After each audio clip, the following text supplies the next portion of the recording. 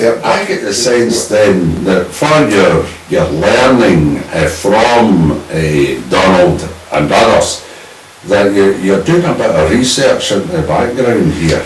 Well, I wasn't research for research's sake. No.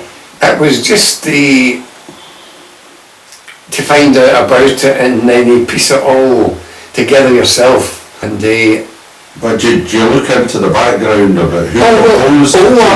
Why? That's what I'm trying to get at. Alan. If I'm teaching guys... So where were your sources? Where did you look for this just information? Books, paper society books. You just piece it all together. Other sources? Well, anything I could get a hold of. I've got a big collection of books upstairs. All the old pipe books I could pick up in second-hand shops. You just acquire them. So did these older books influence your approach to playing particular tunes? Not particularly playing, no. I mean, they would give me a feel for the background on it. Aye. So were you getting any feeling about how tunes should be played at all, or was it just completely orthodox as per the teacher? Did you ever change that view later on? Oh, later on, did Nickel come into it? No, I got tuition from Nickel, and he gave me a slightly different slant to the same thing, because he and Donald had been the pupils of John MacDonald. Right. And they did the same thing but in a different way. John MacDonald, without any doubt, would be one of the mileposts when pibroch came down from the earlier ages.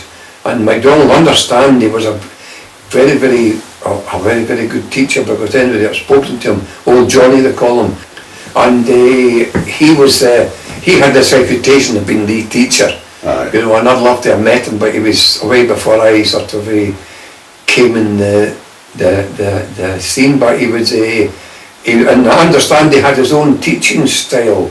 He didn't take prisoners when he taught, you know. And everybody's got a different teaching style.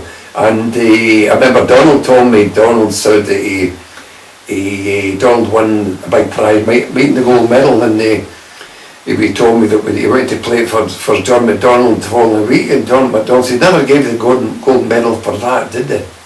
That he would always sort of have this, but maybe he would chide people. And Nickel told me once that the first time he went to MacDonald, and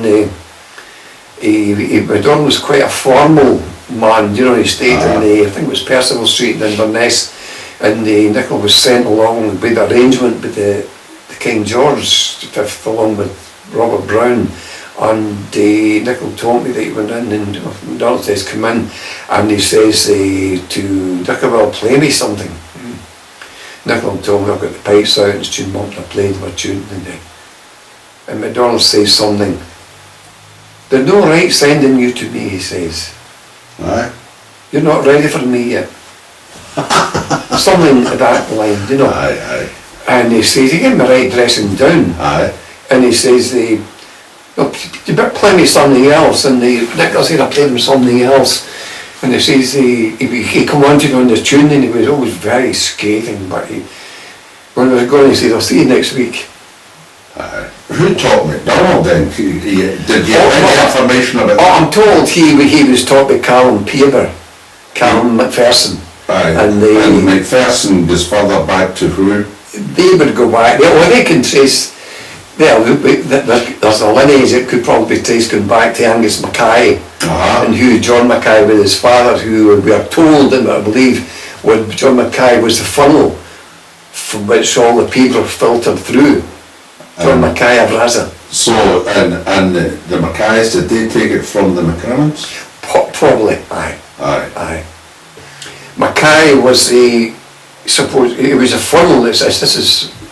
He was a piper to MacLeod of Raza, and I think he had a job up there in Raza House, and they couldn't support the family, and he was going to immigrate, and they decided they couldn't let this man leave the country because he had the knowledge, the fountain of knowledge. and they got him a job down in Drummond Castle, which is just 15 miles up the road from me, at Crieff. And when did these people start committing the music of pibroch to script, to paper? Oh, well, that was John Mackay's son.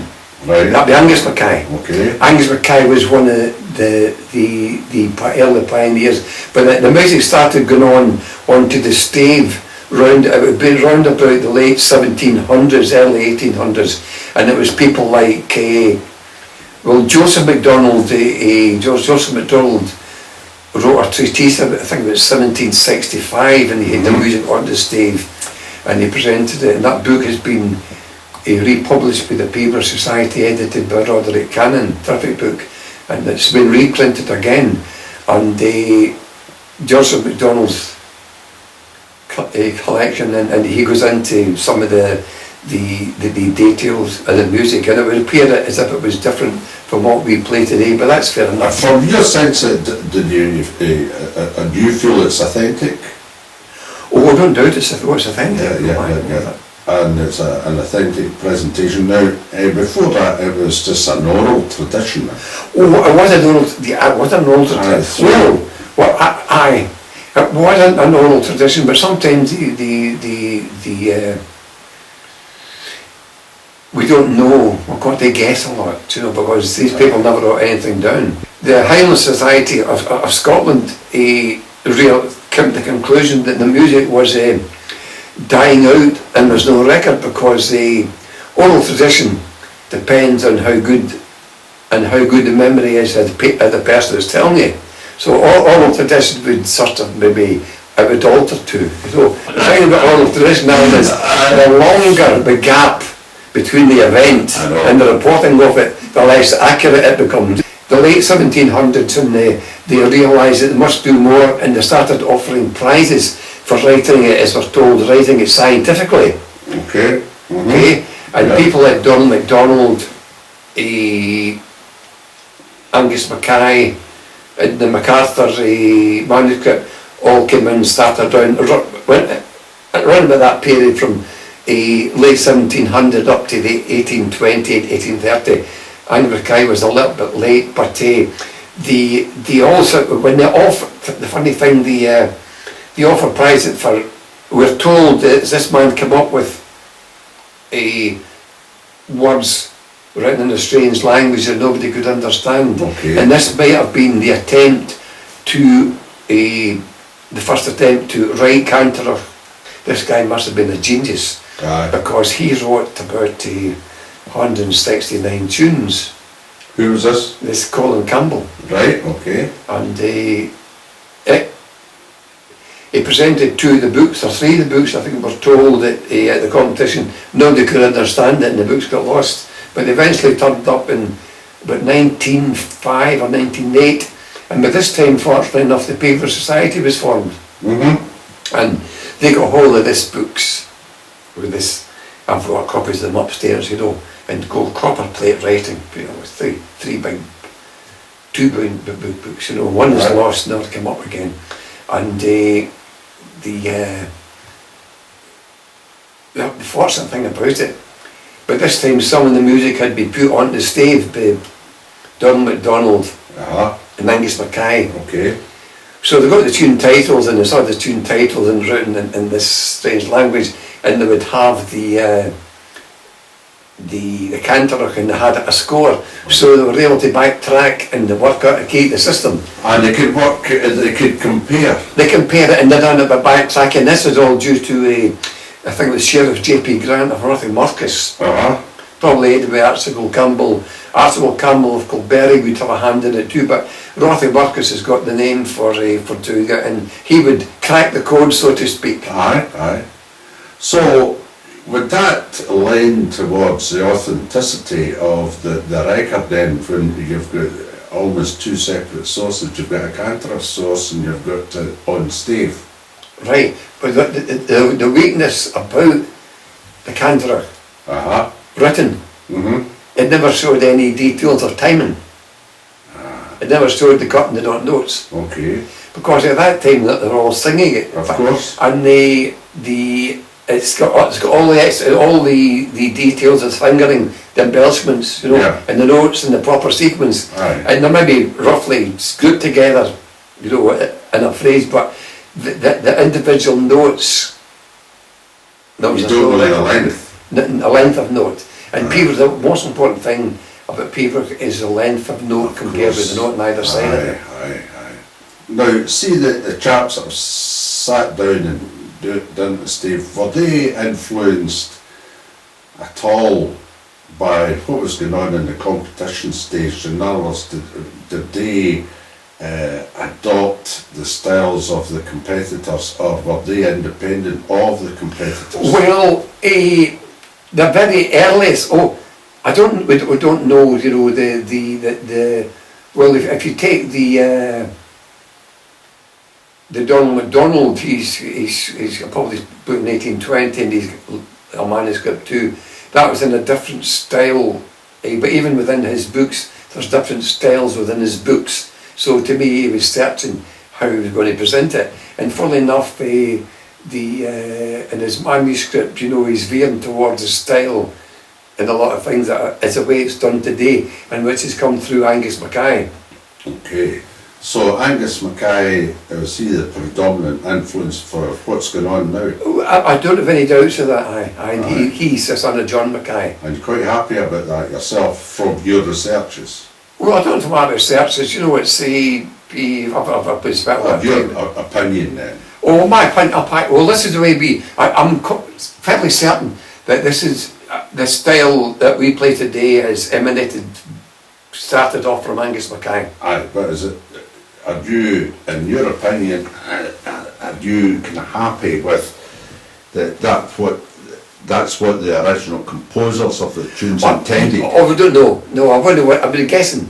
I'll probably ask that question. That's a good question. I'm not. Aye. Oh no. I mean, I would want to lay claims, because I think that the music would come from the harp, and it would come from Yeah. you know, it would come from singing. Yeah. You know, and I don't find the biggest tragedy to me is with the people never wrote down anything.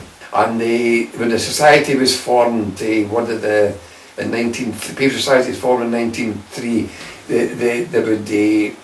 They would use Angus Mackay's manuscripts in his published collection, which is full of printers' mistakes, by the way. They would use that as a basis for a lot of their own interpretation about it. And they also, when I'm told that it's recorded, when the society was formed, before they wrote their collections, they consulted with the three of the highest authorities in the music at that particular time, who would be John MacDonald, John MacDougall Gillis, and the name Alexander Cameron comes through to us very, very strongly. And just let's have a little bit talk about, you know, people talk about, the music is related to a language, but is it? You know, it's obviously derived from it.